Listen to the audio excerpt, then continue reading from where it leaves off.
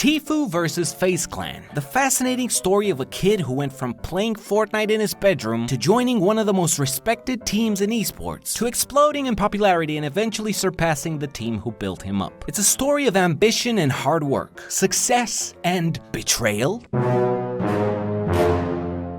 That's a big question mark. What we know is that TFUE is locked in a contract with FaZe Clan for the next 3 years, and in order to get out, he's suing the company that gave him a platform to succeed. But did FaZe Clan actually take advantage of TFUE by giving him a quote-unquote bad contract? Is TFUE's decision to sue justified? And how will this lawsuit affect the world of esports as a whole? It's an interesting case and certainly a cautionary tale for anybody who will ever sign a contract in their life, which statistically speaking is the majority of people. Unless of course you have a purple goose handling your business. You may think Wilfer is just a cute little good boy, which I mean he is, but you'd be surprised to find out that he's a goddamn shark in the business world. Sometimes he leaves the house for days at a time, and I'm just sitting there on my couch scrolling through Instagram to all of a sudden see some crazy photo of him shaking hands with the king of Saudi Arabia. NANI? I don't know what he does in his spare time, but I'm pretty sure managing my YouTube channel is at the bottom of the list of his sources of income. How do you think Wilfer makes his money? Let me know down in the comments because I have no idea. What I do know is that he did get me a brand deal for this video, which is SKILLSHARE. A lot of you guys DM me on my Instagram asking for animation tips, and as much as I like to help, I can't squeeze into a few words all the knowledge you need to get started, especially with so many people one-on-one. And let's be honest, it's unlikely you're gonna go to a place outside your house, pay a few $100s to have some old guy teach you about how they used to do animation 100 years ago. But thanks to SKILLSHARE, you don't have to do any of that. With a premium membership, you get unlimited access to any of the thousands of online courses they have on the website. For example, one that I found very helpful is the Simple Character Animation course by Fraser Davidson, where he explains how to create a basic walk cycle in After Effects. It's a great way to get started with basic animation principles that you can then experiment with and build up your skills. And if you're not into animation, you can learn music production, video editing, or creative writing. It's a great platform to fuel your hobbies and perhaps even build a lifelong career in a creative field. If you choose an annual subscription, the monthly fee is less than $10, and you can enjoy as many premium courses as you wish. That is so much more affordable than in-person courses that, again, can cost you hundreds of dollars. And if you click the link in the description, you will get a 2-month free trial that you can cancel at any time if you're unsatisfied. It's important that you use that specific link so that they know you came from this channel, and then they will keep supporting us in the future. Thank you SKILLSHARE for this opportunity and for sponsoring this video.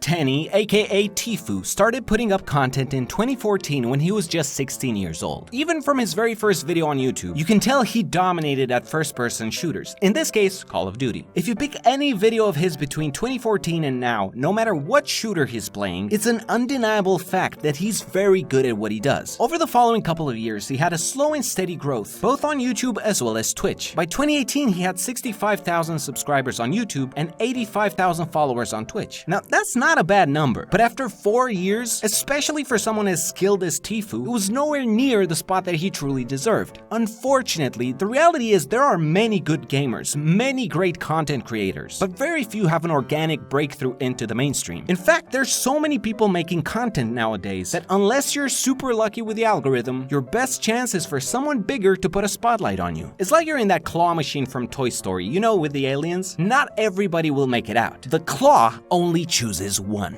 And in the case of TFUE, the claw was operated by FaZe Banks.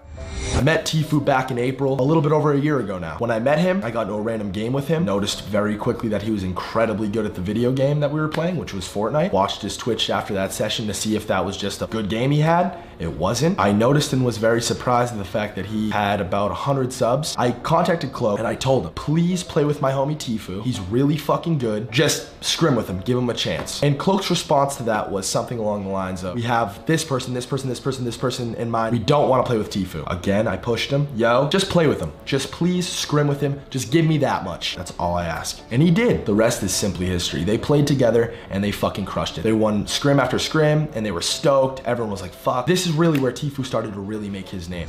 So that's the story of how TFUE got to be in FaZe Clan, or at least Banks' version of it. April of 2018 is the month he discovered TFUE, and it's also the month when the contract was signed. In 4 years, TFUE had made it on his own to 85,000 followers on Twitch. Just 2 months after signing with FaZe Clan, he had over 1 million followers. And the momentum kept growing and growing to the point where he was soon considered to be the best Fortnite player in the world. As of today, he's got over 6 million followers on Twitch and over 10 million subscribers on YouTube. Could he have reached this number on his own? Maybe, but for comparison, it took Ninja 3 years to get from 85,000 to 1 million organically. FaZe gave TFUE a significant shortcut of just 2 months to reach the same number. That's not nothing.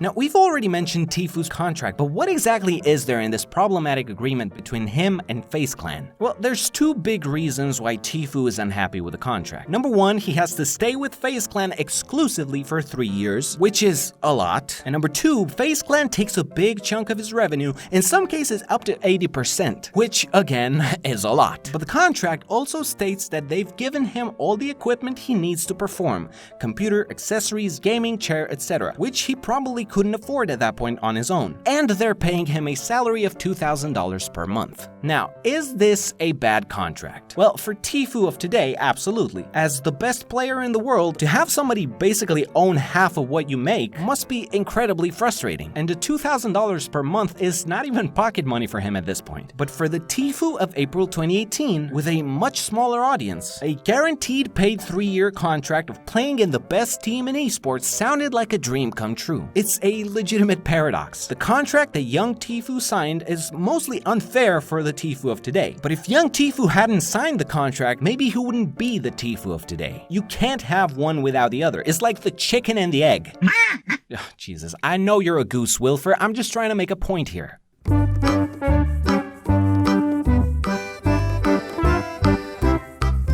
Now, it's already been established that FaZe Banks and TFUE were very good friends. We know that from Banks' video, we know that from the chemistry that's clearly there in the videos they're together, and we also know that from the tattoo that Banks has on his leg of TFUE's name. Yeah, that doesn't look very good now, does it?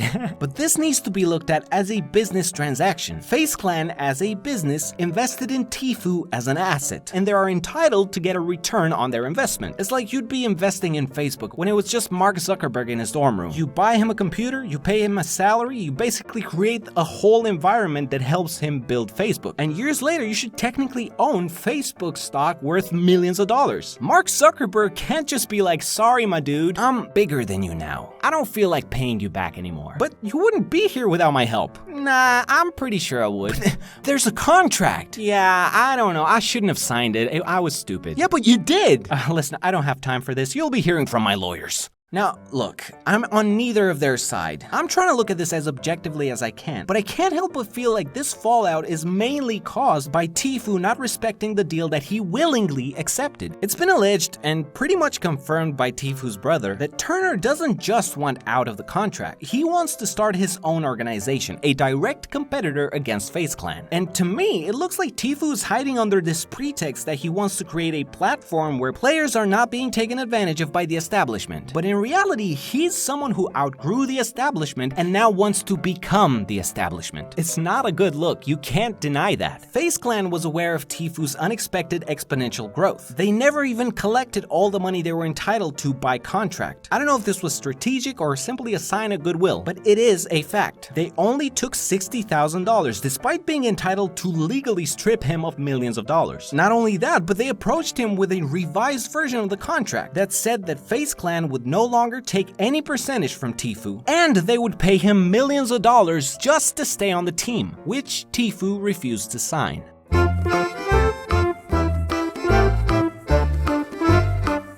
As I'm working on this video, new information has come out from TFUE's lawyer that Turner supposedly offered an alternative contract to FaZe Clan, which they also allegedly turned down. So apparently we're in this he said, she said situation, and nobody can know what really went down. But just based on the information that's been made public so far, the fault, in my opinion, lies on TFUE's shoulders. He's the one that signed the agreement. He had a 6-month period where he could have terminated the deal before getting locked down for the 3 years, and suing FaZe Clan at this point seems unfair. uncalled for, as if he's unwilling to take responsibility for his own signature. He even admits it in his response video. I didn't know any better. I'm an idiot. I should have never signed it in the first place. This 3-year contract. That's right, you shouldn't have signed it, but you did, and that signature is legally binding. That should be the end of the story. Now, a lawsuit of this size could take a couple of years to get solved, and in all probability it's gonna get settled outside the courtroom because neither party wants to drag it on for so long. So in conclusion, it's all just a big mess. If you don't want to end up in a situation like this, make sure to read a contract before you sign it. And if you've legally agreed to something, you should carry out your responsibilities, because otherwise it's just bad business ethics. Who do you think is in the right and who's in the wrong? Are you on TFUE's side or on FaZe Clan's side? There's gonna be a poll up in here in the corner where you can cast your vote. I'm curious to see what the public opinion is.